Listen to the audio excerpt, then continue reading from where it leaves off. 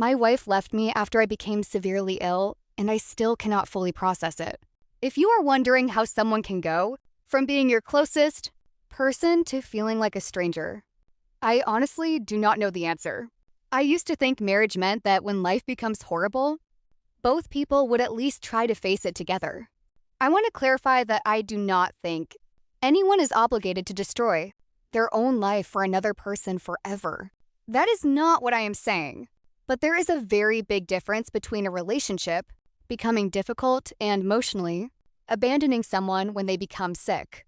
I became severely ill 2 to 3 years ago, but before this, I was working, functioning, and trying to build a normal life. Then everything slowly collapsed. I became mostly housebound and spent a lot of time in hospitals, physiotherapy, and pain clinics. Simple things like standing, showering, talking too much, or doing anything mentally demanding can make me very sick. My friends and parents ended up taking me to appointments and helping me with basic things, like cooking and cleaning. So my wife didn't have an unfair load of chores. But I felt my marriage kept getting colder. We did couples therapy, and I tried my best to make her happy. What hurts is not only that she left, it is how cold everything became before she left.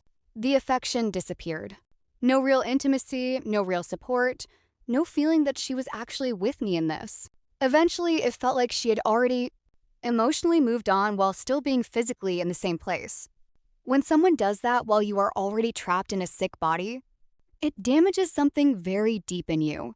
I know people will say divorce happens. People change. Nobody owes anyone a relationship.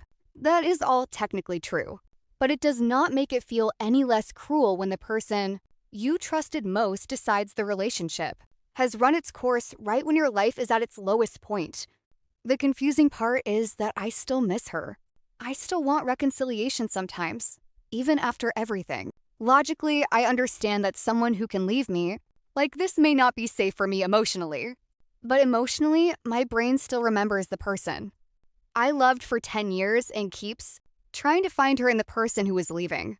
I think that is the worst part of divorce.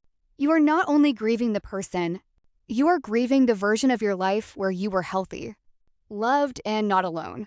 You are grieving the future you thought you had already built. I do not really have a clean ending to this.